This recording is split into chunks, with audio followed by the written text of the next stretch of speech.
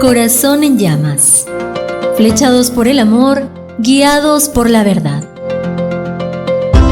Bienvenidos a Corazón en llamas, donde el corazón se enciende con la pasión por la tradición de la Iglesia. En Corazón en llamas exploraremos la riqueza de la tradición religiosa, sumergiéndonos en su historia, significado y relevancia en la actualidad.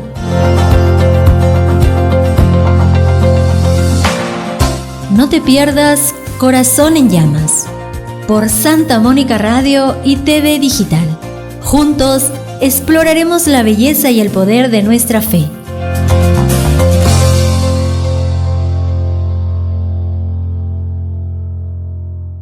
Bienvenidos a Corazón en Llamas, donde por supuesto vamos profundizando en el corazón de Dios, todo lo que es la Sagrada Escritura, la tradición apostólica y el Magisterio Santo. Corazón en Llamas, donde estamos flechados por el amor, guiados por la verdad. Te acompaña Fray Jorge Contra, maestre de los Agustinos Recoletos. Y en el día de hoy vamos a empezar a hablar sobre la Iglesia. Vamos a profundizar los siguientes programas de su Corazón en Llamas en lo que es la eclesiología, es decir, sobre la profundización de qué es la Iglesia, cómo es la Iglesia y por supuesto también la estructura de la Iglesia. Todos somos Iglesia, pero esto también tiene que ir a nosotros de una manera en la cual lo podamos vivir, lo podamos también sentirnos parte de ello. Y para ello, por supuesto, tenemos que seguir formándonos, tenemos que seguir explorando nuestra fe, nuestra estructura. La Iglesia es nuestra familia, la Iglesia también forma parte de nuestra identidad cristiana fundamental. En el día de hoy vamos a explorar este primer programa sobre la Iglesia. Bien, nos dice el Concilio Vaticano II, un concilio sumamente importante y fundamental para nosotros, del año 62 a 65, en un documento dogmático llamado Lumen Gentium, la luz de las gentes, que es un documento dogmático, nos dice lo siguiente: la Iglesia aparece como un pueblo reunido en virtud de la unidad del Padre, del Hijo y del Espíritu Santo. Esta frase, que aparece en el numeral número 4 de la Lumen Gentium, es fundamental y nos dice muchas cosas. Básicamente nos dice que la Iglesia tiene su origen en la voluntad salvífica universal de este Dios trinitario, Padre, Hijo y Espíritu Santo, y en la vida de quienes formamos la Iglesia, mensaje y las obras. Ahora, todo eso está fundamentado en Jesús de Nazaret, que reunió en torno a sí un grupo de discípulos. Recordemos, Jesús reunió en torno a sí un grupo de discípulos, seguidores, entre los que se distingue de un modo especial San Pedro. Todo esto lo vamos a explorar el día de hoy. En una sola frase podríamos decir que la Iglesia nace del misterio de Dios Trinitario como expresión histórica de su voluntad salvífica universal. Recordemos que misterio es el plan salvífico de Dios en presente, que está en continua ejecución desde siempre y para siempre en el tiempo-espacio de la historia de la humanidad. Y por eso dice que es misterio de Dios Trinitario. Ahora, la Iglesia es la expresión de esa voluntad salvífica. Ahora, esto se realiza plenamente gracias a Jesús de Nazaret, en Cristo. Vivificada, por supuesto, y acompañada por el Espíritu. Y estructurada apostólicamente en torno a Pedro como servidor de esta unidad. Esto es fundamental para todos nosotros. Estos son los cimientos de este edificio que llamamos Iglesia, de este cuerpo místico que llamamos Iglesia. Ahora, primeramente, la Iglesia, vamos a hablar como este misterio, plan salvífico, de este Dios que es trinitario, que es Padre, Hijo y Espíritu Santo. La eclesiología tiene como presupuesto fundamental el misterio. Es decir, que cuando hablamos de lo que es la lógica de la iglesia, qué es la iglesia, cómo es la iglesia, tiene que tener como fundamento, como antecedente, como algo fundamental, el misterio. Y el misterio es la voluntad salvífica y el plan salvífico de Dios. Dios quiere que todos se salven. Dios quiere que todos participen de su comunidad, de su vida eterna. Y para eso nos ha creado para que participemos de Él.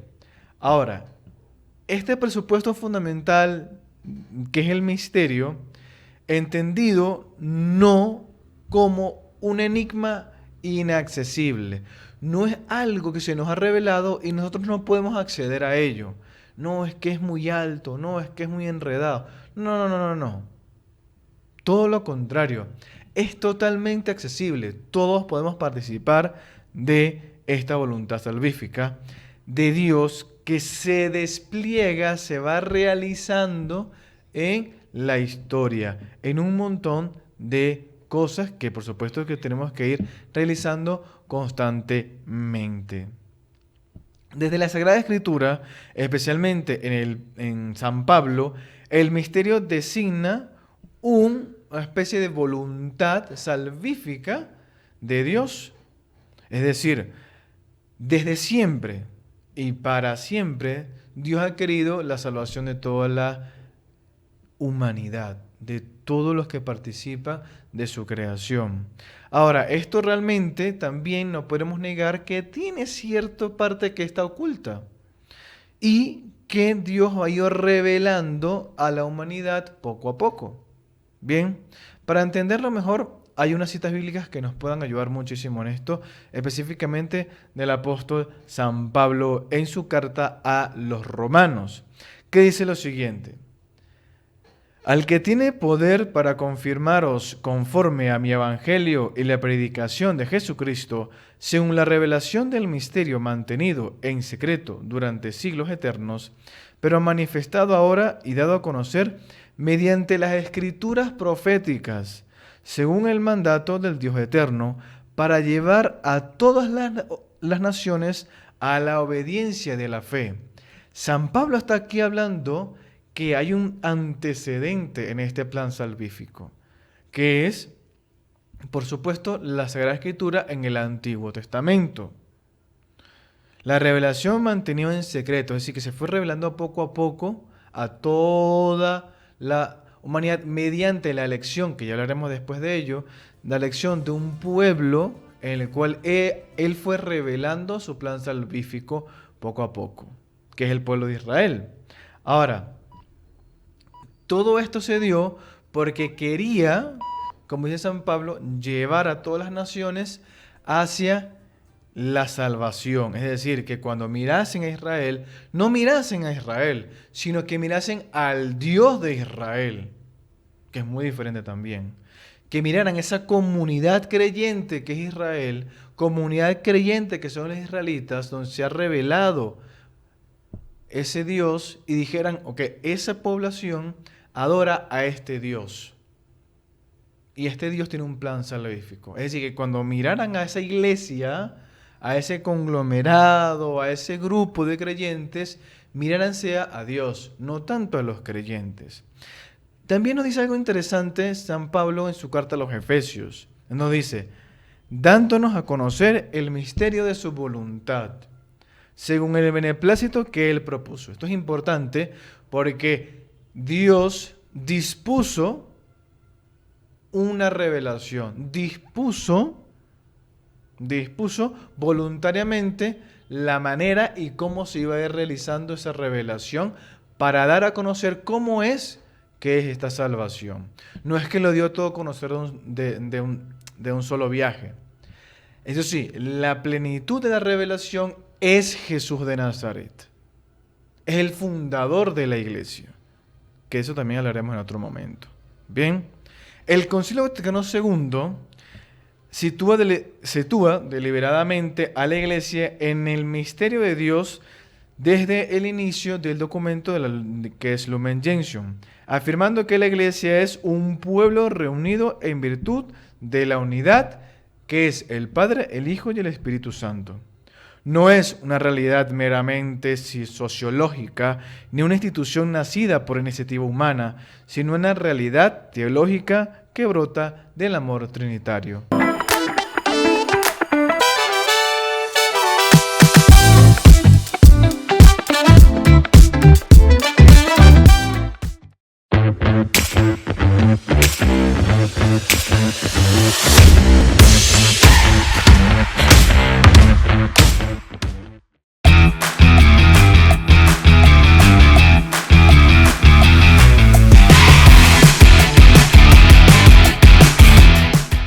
Corazón en llamas, donde estamos flechados por el amor, guiados por la verdad. Te acompaña Fray Jorge Contramaestre y nos escuchas por la 610 de la amplitud modulada y la 95.7 de la frecuencia modulada.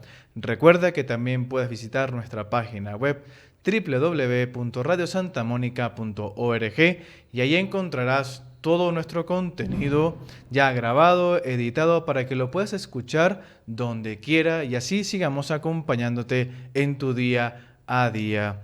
Santa Mónica Radio, gracias por estar con nosotros. Estamos hablando aquí en este apartado sobre la Iglesia. Y hemos dicho anteriormente algo sumamente importante. La Iglesia brota del corazón de este Dios trinitario. Es deseo de Dios que exista una comunidad creyente, estructurada, que tenga una guía que es la revelación de Dios. Por lo tanto, es importante la última frase que hemos dicho hace poco.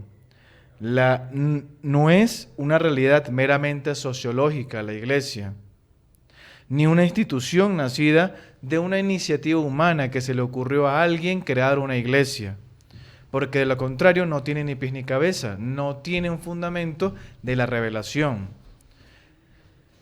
La Iglesia es una realidad teológica que nace del corazón de este Dios. Eso es importante, ¿no? ¿Por qué? Porque si nace del corazón de Dios y del deseo de Dios, tiene un fundamento que no es débil, tiene un fundamento que no va a tumbarse, que no va a flaquear. Todas las estructuras humanas tienen, digamos de alguna otra manera, unos fundamentos en los cuales pueden flaquear. Pero si nuestro fundamento, si el fundamento de la Iglesia es un fundamento que es el deseo de Dios, pues bien, ese fundamento es bastante sólido. Sin embargo, esto que acabo de decir puede tener una mala interpretación, de lo cual vamos a hablar también más adelante. Porque no es correcto tampoco decir que si la Iglesia es voluntad divina, entonces todo lo que hace es voluntad divina. No hay exactamente una correlación ahí.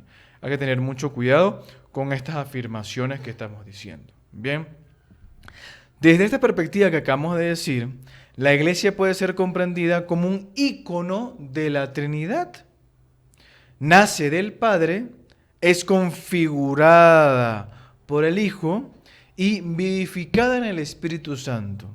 Y por eso hay una frase muy bonita que dice que la Iglesia es el tiempo del Espíritu Santo.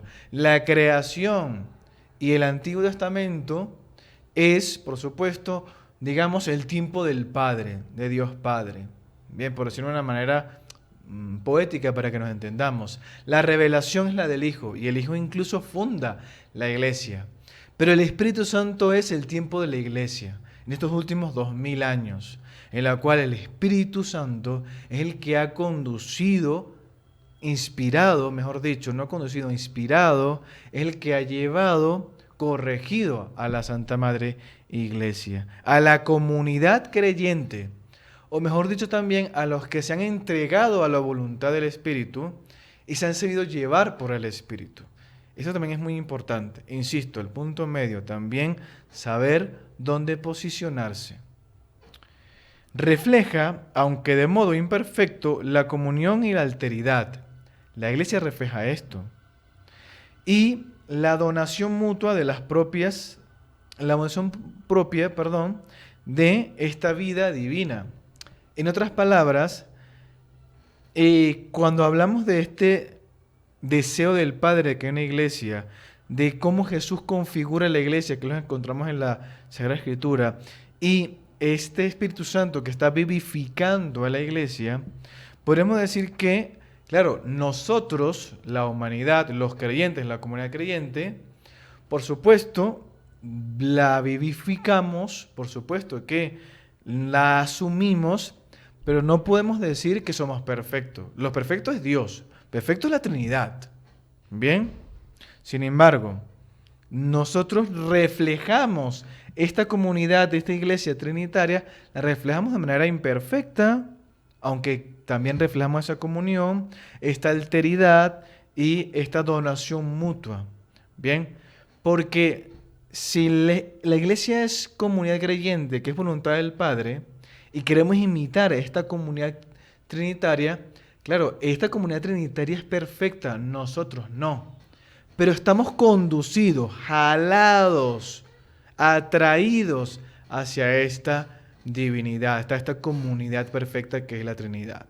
Bien, ahora por eso la iglesia no puede ser entendida fuera del dinamismo del amor trinitario ni separada de la historia de la salvación.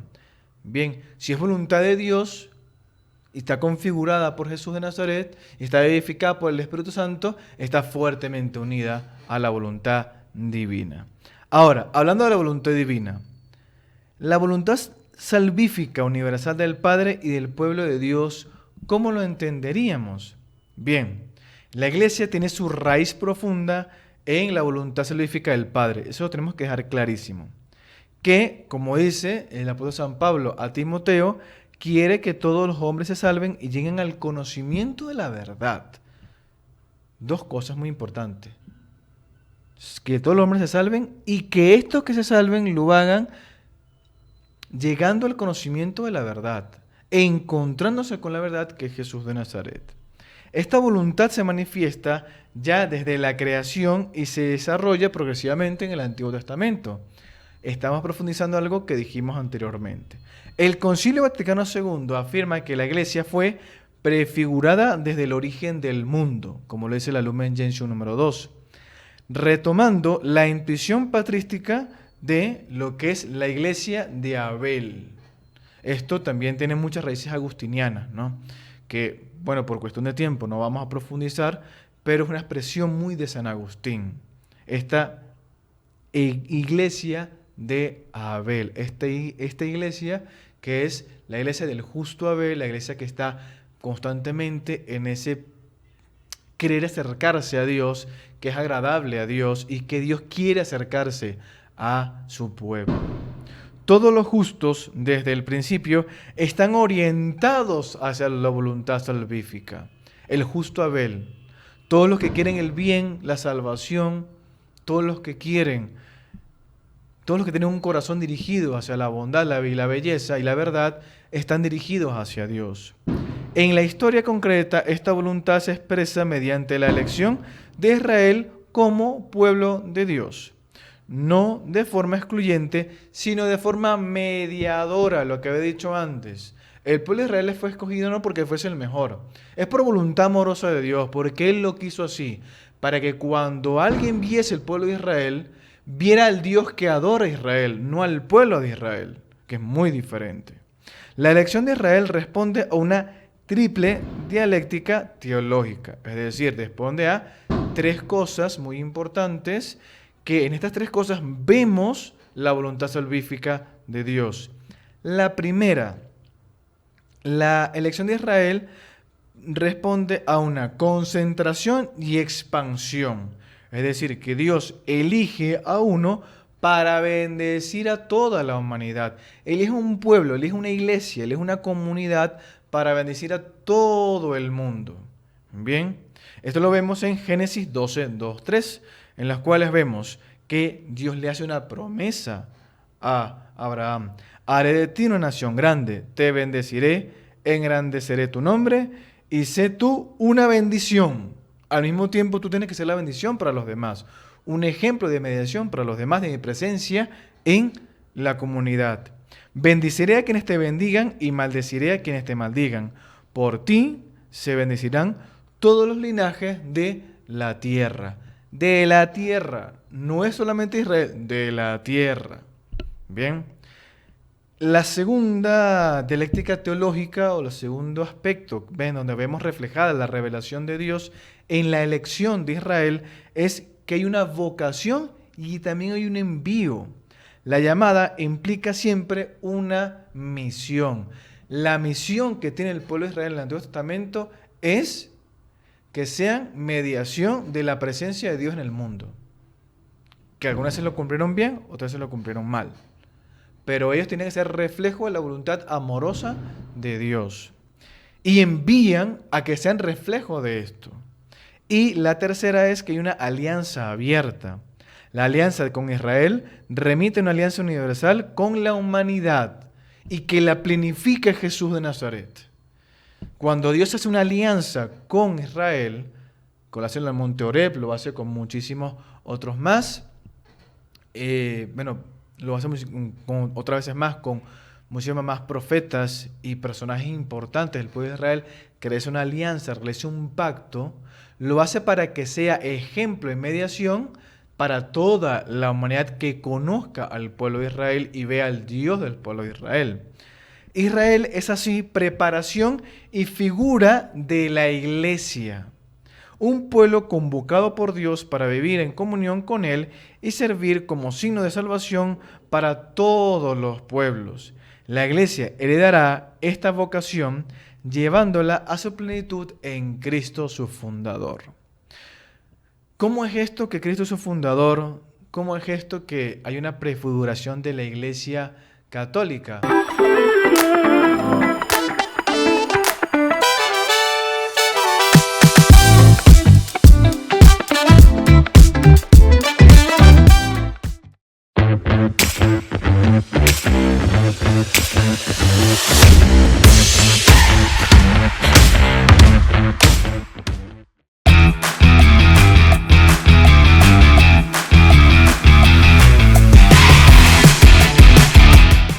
En este programa donde exploramos las bases, las estructuras, todo lo que tiene que ver con nuestra relación con Dios, con la iglesia, profundizamos sobre nuestra identidad cristiana, la Sagrada Escritura, la doctrina santa y la tradición apostólica, este trípode que es, por supuesto, el fundamento de nuestra fe.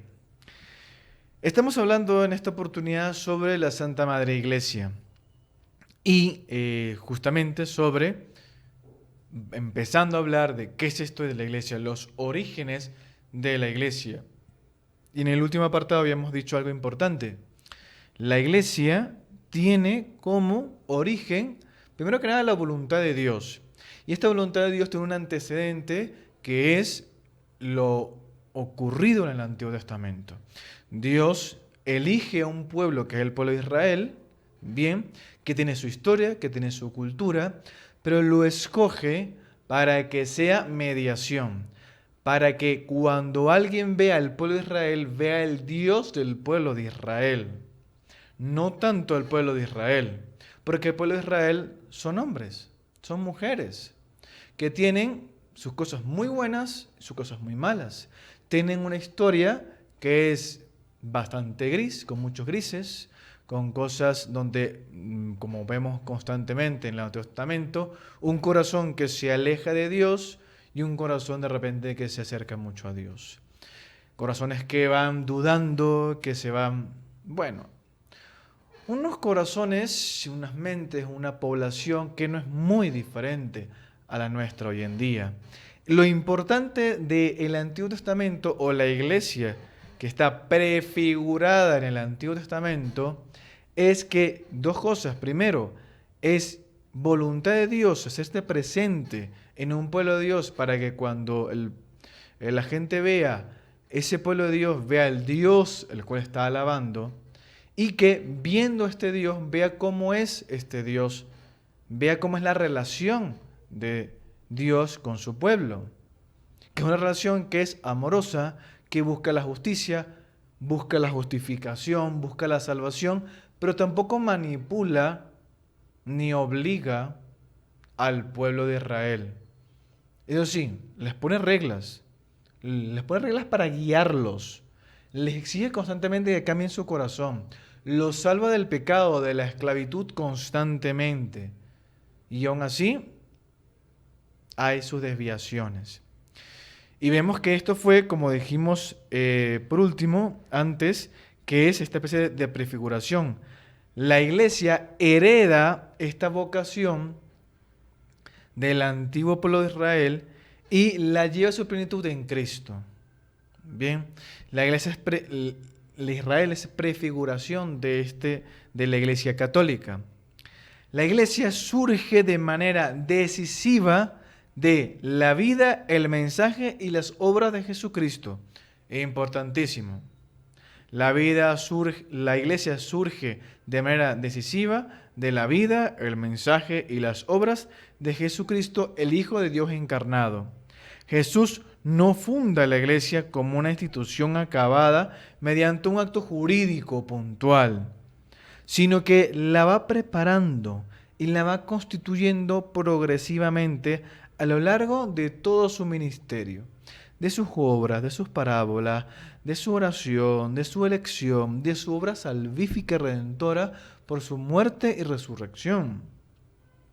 Jesús anuncia el reino de Dios e incluso anuncia su reino de Dios a este pueblo de Israel, a estos discípulos que están con él. Fíjense que algo muy interesante es que Jesús, cuando está anunciando el reino de Dios, lo anuncia a los que están cerca, pero también dice, vayan y anuncien el reino de Dios. Lo hemos visto en varias ocasiones, tanto en el Evangelio según San Marcos como en el Evangelio según San Lucas, en los cuales los discípulos tienen una tarea, les envía a que anuncien el reino de Dios, les envía que ha llegado la salvación. Y van a los 72 pueblos, van a los lugares más lejanos y luego vuelven con Jesús a contarles lo que han vivido. Hemos anunciado y nos ha pasado esto. Es decir, que Jesús utiliza a los discípulos que están con él para que anuncien el reino de Dios, que anuncien la buena nueva, el evangelio. Pero lo hace vinculándolo inseparablemente a su propia persona. Jesucristo no puede estar desvinculado a la misión de la iglesia, al reino de Dios. El reino de Dios está vinculado íntimamente con el anuncio que hacemos nosotros de Jesucristo. Convoca a los discípulos y come con los pecadores, sana, perdona y revela una nueva forma de relación filial con el Padre. Ustedes son hijos del Padre porque son también mis hermanos. Ustedes son hijos del Padre porque también lo soy yo. Porque pertenecen a este cuerpo que soy yo. Comulgan conmigo que soy que me hago presente en este pan y en este vino. Porque asumen también mis palabras. Esta praxis crea una continuidad estructural que conduce al surgimiento de la iglesia. La iglesia católica es la única que es fundada por Jesús de Nazaret. No hay otra más. La iglesia, para que sea iglesia, tiene que ser fundada por Jesús de Nazaret. La iglesia, para que sea voluntad de Dios, directamente de Dios Padre, Hijo y Espíritu Santo, es necesariamente fundada por Jesús de Nazaret. No hay otra voluntad de Dios que no sea la iglesia católica. No hay. Es así de sencillo. Es así de sencillo. No hay. Es la iglesia católica la fundada por Jesús de Nazaret. Y estructuralmente también por él. La elección de los 12 discípulos tiene un valor claramente simbólico y eclesiológico. Primero representan esta reestructuración de las 12 tribus de Israel. El nuevo Israel es la iglesia católica. Y anticipa el pueblo escatológico de Dios. La escatología es las promesas de la vida eterna que Jesús hace.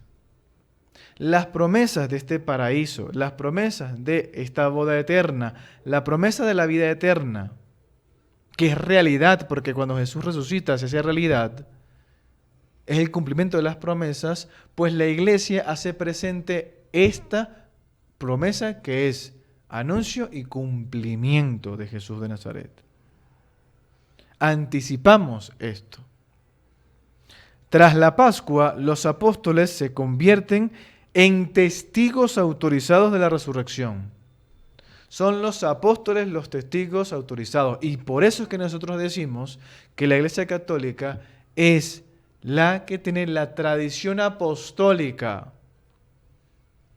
Y que la sucesión de los apóstoles son los obispos de la Santa Madre Iglesia, que están en comunión con estas verdades de fe. Enviados estos 12 a anunciar el Evangelio a todas las naciones. Y así lo podemos ver cuando leemos Mateo 28, 19, donde dice Jesús de Nazaret: vayan y anuncien y hagan discípulos a todas las gentes, bautizándolas en nombre del Padre, del Hijo y del Espíritu Santo. En una orden directa. Ustedes como iglesia que he fundado tienen esta tarea. Vayan, hagan discípulos a todas las gentes, bautizándolas en el nombre del Padre, del Hijo y del Espíritu Santo. Así puede afirmarse teológicamente que Jesús quiso fundar una iglesia y lo hizo concretamente. No como una realidad cerrada y estática, sino como una comunidad viva, enraizada en la persona de Jesús de Nazaret, cuyo destino, cuya tarea, cuya responsabilidad es prolongar la misión, la visión y la voluntad salvífica en la historia. Esa es nuestra misión, esa es nuestra responsabilidad como iglesia. Y aquí también hago una acotación. La iglesia no son solamente los obispos, los sacerdotes y los religiosos. Es todo bautizado. Todo bautizado. E incluso todo aquel que quiera bautizarse también. Es responsabilidad de todos los que nos introducimos en esta dinámica por el bautismo. Es nuestra responsabilidad, nuestra tarea y nuestra misión, por supuesto, como creyentes.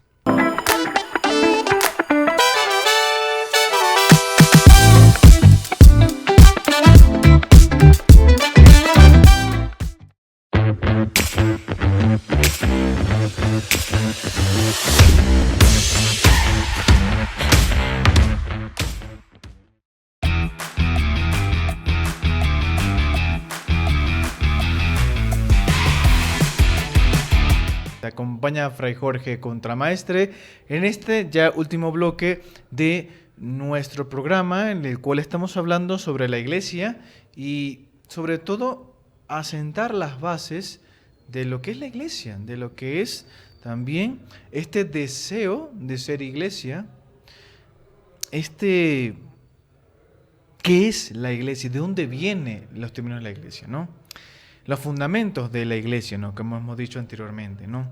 Todo lo que es el deseo de Dios de que exista una iglesia, a imitación, guía, deseo de Dios que es Padre, Hijo y Espíritu Santo, por supuesto, y que refleja esta voluntad salvífica con su vida, con su mensaje y con las obras de Jesús de Nazaret. Ahora, vamos a contemplar algo interesante que nunca deja de asombrarnos y que para nosotros en la tradición apostólica se vuelve fundamental. Jesús de Nazaret, hemos dicho antes, que elige a los 12, hace sus discípulos más internos, les va enseñando e incluso en algún punto les llama a apóstoles, los hace apóstoles de su mensaje y además son los testigos de su resurrección. Tener un encuentro muy personal con Él. Sobre todo el aspecto de la resurrección es fundamental. Y se vuelven como esta especie de mensajeros autorizados de la iglesia. Y la van estructurando, de hecho. Ahora, San Pedro tiene un papel fundamental en esta tarea. Y lo cual vamos a explorar poco a poco. Vamos a hablar tanto del Espíritu Santo, de los apóstoles y de San Pedro. Primero, la iglesia podríamos decir que nace plenamente en Pentecostés. Y esta es una expresión con la cual hay que tener cuidado. Bien, porque si hemos dicho que la iglesia la funda Jesús de Nazaret, pues la iglesia la funda Jesús de Nazaret es a lo largo de su ministerio. Pero podemos decir que especialmente en Pentecostés, sí lo podríamos decir. Cuando el Espíritu Santo es derramado sobre todos los discípulos, como vemos en los Hechos de los Apóstoles, capítulo 2. El Espíritu, por lo tanto, es cofundador de la iglesia. El Padre es cofundador, el Hijo es fundador y el Espíritu Santo también es cofundador. Es una manera de expresarnos, no lo veamos tampoco tan rígidamente, por favor. El Espíritu Santo es el que la vivifica, la santifica e impulsa la misión. ¿Qué vivifica, qué santifica, en qué impulsa la misión? En los miembros de la iglesia. Los que se acercan al Espíritu Santo, los que se dejan guiar y llevar por el Espíritu Santo. Por eso la iglesia puede ser llamada con propiedad templo y sacramento del Espíritu Santo. Fundamental para nosotros esta expresión. Fundamental y bellísima expresión. Incluso el apóstol San Pablo en su primera carta a los Corintios dice lo siguiente: ¿no saben que son templo de Dios y que el Espíritu de Dios habita en ustedes? Es como una especie de reprimienda. Recuerdo que les exige San Pablo que fundamenten o que recuerden esa base fundamental a los cristianos de Corinto. Ustedes son templo de Dios, ¿no se han dado cuenta? ¿No lo recuerdan? Son templo de Dios. El templo de Dios no son 4 paredes, son ustedes. El Espíritu Santo habita en ustedes, se encarna en ustedes. Ustedes tienen que dejar que se vea, que se note. Por supuesto. El Espíritu abre a la iglesia a esta comunión universal superando las divisiones. Por lo tanto, Pentecostés es este acontecimiento teológico que es una especie de anti-Babel. Si Babel era esta voluntad de la sociedad, esta voluntad del hombre, ¿no? De construirse y quererse ver como esta especie de que no necesitamos a Dios. Babel significaba esta especie de soberbia humana, que no necesitaban a Dios, donde todo estaba muy rígido y querían construir una torre para alcanzar a Dios, las alturas, y verse no necesitados de Él. En Babel empieza a haber muchísimos idiomas, muchísimas lenguas, muchísimas voluntades diferentes, visiones diferentes. Pentecostés no elimina los idiomas. Pentecostés todo lo contrario. Lleno del Espíritu Santo, son capaces los apóstoles de comunicarse en todas las lenguas, en todas las culturas, para que el mensaje de Dios llegue a todos. Para que la vida de Dios llegue a todos. Por eso que en Pentecostés ese es el antibabel. Es Dios queriendo entregarse a toda la humanidad por medio de la iglesia. Y garantiza esta fidelidad dinámica del Evangelio. Los carismas y ministerios que suscitan el Espíritu Santo en la iglesia siempre tienen que estar al servicio y la edificación del cuerpo de Cristo. Los ministerios son responsabilidades, el sacerdocio, la vida religiosa, el ministro extraordinario de la comunión, el misionero, el obispo, todos están sometidos a esa corresponsabilidad de anunciar el reino de Dios. Están para el servicio de la edificación del cuerpo místico de Cristo. Y dentro del colegio apostólico, en el Nuevo Testamento, siempre en todos los evangelios y en los Hechos de los Apóstoles, incluso Pablo lo dice en algún momento, se reconoce el papel singular de Pedro.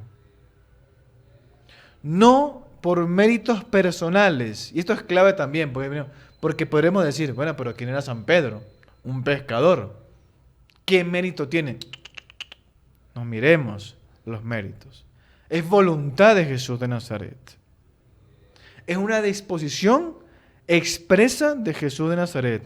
Es llamado Cefas, que en griego quiere decir roca, y recibe las llaves del mismo Jesús de Nazaret. Es encargado de confirmar a los hermanos en la fe. Estos textos son Mateo, Lucas y Juan. Lo vamos a leer porque es fundamental. En Mateo dice, Mateo 16, del 17 al 19. Jesús le respondió: bienaventurado eres, Simón, hijo de Jonás, porque no te lo ha revelado la carne ni la sangre, sino mi Padre que está en los cielos. Y yo te digo, tú eres Pedro, y sobre esta piedra edificaré mi iglesia. Edificar, fundamentar, fundamenta, construye, estructura de la iglesia. Y las puertas del Hades, del infierno, no prevalecerán contra ella, porque es mi voluntad y la voluntad de Dios no puede ningún mal. A ti te dará las llaves del reino de los cielos, llaves. Y lo que ates en la tierra quedará atado a los cielos, y lo que desates en la tierra quedará desatado en los cielos. Punto y final. Ahí no hay nada que discutir. Y lo que heredamos por tradición de los discípulos, de los apóstoles, y esa especie de sucesión directa de San Pedro, no se ha roto. Y no es simbólico, es totalmente concreto, es estructural. En Lucas, en el Evangelio de San Lucas, encontramos en el capítulo 22, 32. Dice así: pero yo he rogado por ti para que tu fe no desfallezca. Y tú, cuando hayas vuelto, confirma a tus hermanos. No le dice otra cosa. Le dice que por voluntad de él, en su oración con el Padre, eligió a Pedro. Y para eso se hizo para que no desfallezca en su labor, para que sea pastor continuamente. Y además le dice, y tú, cuando hayas vuelto, confirma a tus hermanos, guía a tus hermanos. Te doy esa responsabilidad, Pedro. Y luego en el Evangelio según San Juan, más todavía. Después de la crisis de Pedro, Pedro está con el Señor. Capítulo 21, 15 y 17. Están comiendo juntos con el Jesús resucitado. Y dice así: cuando terminaron de comer, dice Jesús a Simón Pedro: Simón, hijo de Juan, ¿me amas más que a estos? Él le respondió: sí, Señor, tú sabes que te quiero. Le dice Jesús: apacienta mis corderos. Le dice por segunda vez: Simón, hijo de Juan, ¿me amas? ¿Me amas? ¿No me quieres? ¿Me amas? Le respondió: sí, Señor, tú sabes que te quiero. Le dice Jesús: pastorea a mis ovejas. Ya van dos órdenes directas. Le dice por tercera vez: Simón, hijo de Juan, ¿me quieres? Pedro se entristeció de que dijera por tercera vez: ¿me quieres? Y respondió: Señor, tú lo sabes todo. Tú sabes que te quiero. Y le dice Jesús: apacienta mis ovejas. Tercera vez. Es una manera también de decir Jesús: Pedro, entérate. Me tienes que amar más que a estos, a mí, porque soy la fuente del amor. Pero tu tarea de amarme a mí se planifica y tiene como responsabilidad el que apacientes a quien esté encargado. Que enseñes, que confirmes a tus hermanos. 3 veces se lo dijo. 3 veces es signo de plenitud y divinidad en el mundo teológico. El ministerio petrino aparece así como un servicio de unidad. Se enfatiza en los 4 evangelios esto. Y si se enfatiza es porque es muy relevante. Y por eso tenemos al Papa. Y por eso el Papa es la asociación directa de San Pedro, que lo es. Eso está históricamente confirmado.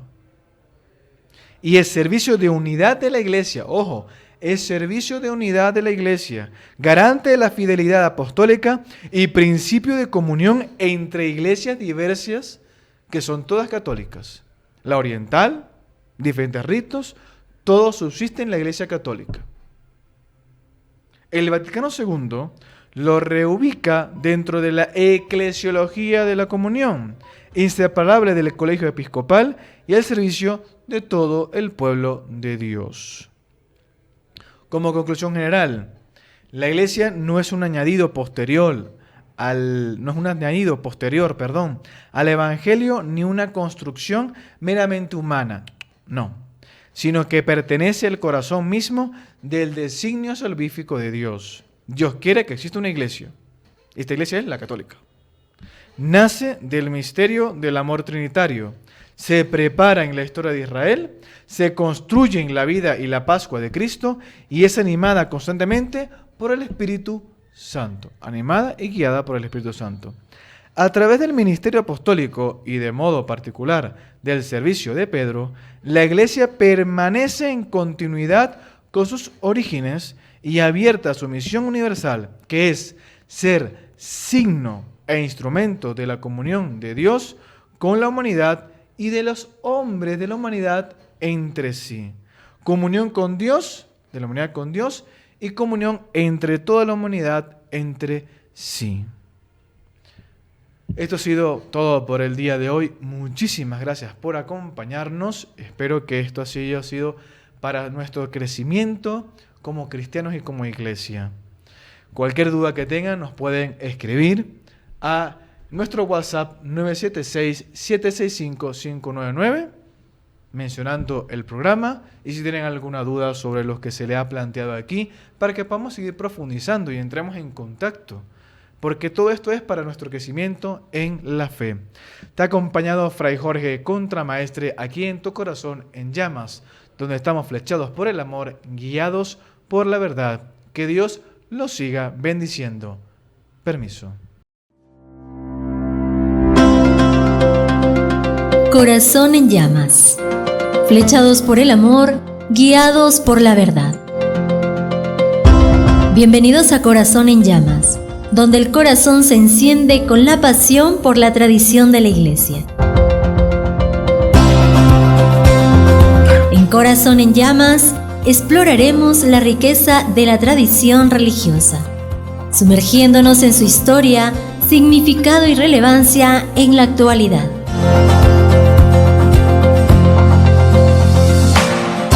No te pierdas Corazón en Llamas por Santa Mónica Radio y TV Digital.